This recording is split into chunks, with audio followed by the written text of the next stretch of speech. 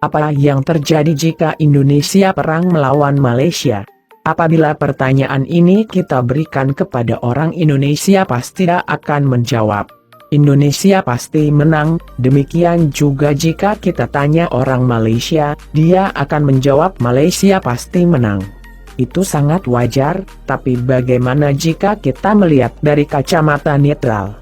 Mari kita menganalisa dengan mencoba menjadi orang netral. Jika Indonesia perang melawan Malaysia, seperti yang kita tahu, kekuatan militer Indonesia memang lebih kuat dibandingkan dengan Malaysia. Jadi jika berperang 1 lawan 1, kemungkinan Indonesia menang 90%. Tetapi kenyataannya tidak demikian. Harus kita tahu Malaysia adalah anggota aliansi Five Power Defense Arrangements, FPDA, bersama dengan Singapura, Selandia Baru, Australia, dan Inggris.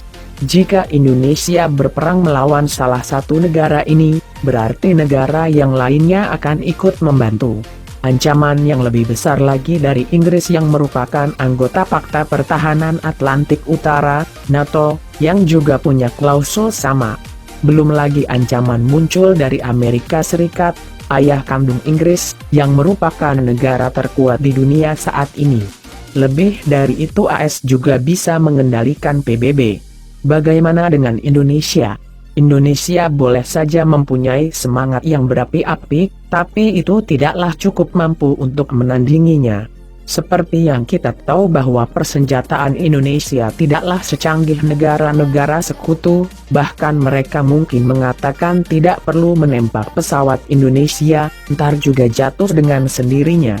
Lalu negara mana yang akan membantu Indonesia? Negara-negara Arab. Itu tidak mungkin, kecuali Iran 51%, sebab Malaysia juga negara Muslim. Lalu siapa? Negara yang paling mungkin membantu Indonesia adalah Rusia, karena kita memang punya hubungan cukup baik dengan Rusia. Selain itu, negara yang juga mungkin membantu Indonesia adalah Cina dan Korea Utara. Berdasarkan analisa-analisa di atas, kita bisa simpulkan bahwa secara jumlah dan kualitas Malaysia jauh unggul dari Indonesia. Faktor lain yang juga memengaruhi kemenangan adalah strategi perang. Selain itu juga ada faktor nasib dan keberuntungan, dan yang terkuat adalah kekuatan Tuhan. Tak ada yang tidak mungkin, satu orang prajurit pun dapat membunuh raja. Keadaan di lapangan tidak sepenuhnya sama dengan perkiraan. Lihatlah sepak bola, tim terkuat di dunia pun bisa kalah dengan tim yang dikatakan lemah.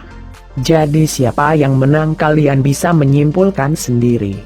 Lebih dari masalah siapa yang menang dan siapa yang kalah, ada yang jauh lebih penting lagi. Kebanyakan kita hanya berpikir pendek, jika kita menang apa yang akan kita dapatkan? Jawabannya adalah kehancuran. Kita tidak perlu bicara jika kalah. Biaya perang itu sangat banyak. Demi suatu pujian bahwa kita lebih kuat, kita sampai rela menghabiskan uang triliunan, belum lagi berapa nyawa melayang, bangunan hancur dan lainnya.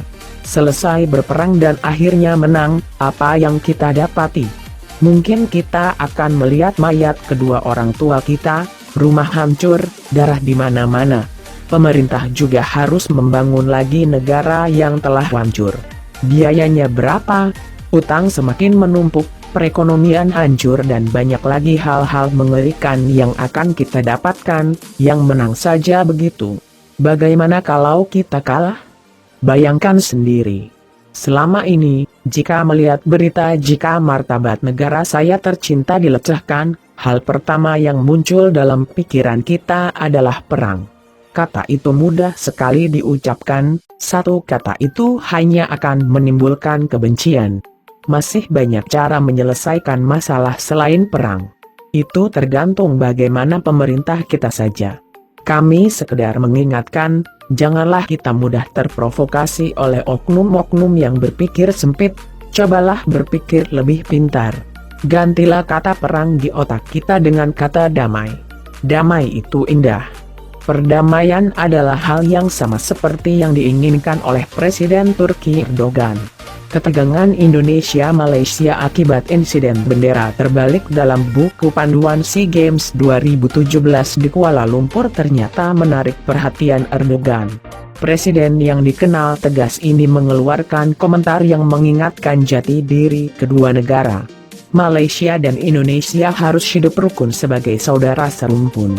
Terlebih kedua negara tersebut adalah pilar negara Muslim di kawasan Asia Tenggara, ujar Erdogan. Jangan lupa subscribe, like, dan share. Jika ada saran dan kritik tempatkan di kolom komentar. Terima kasih.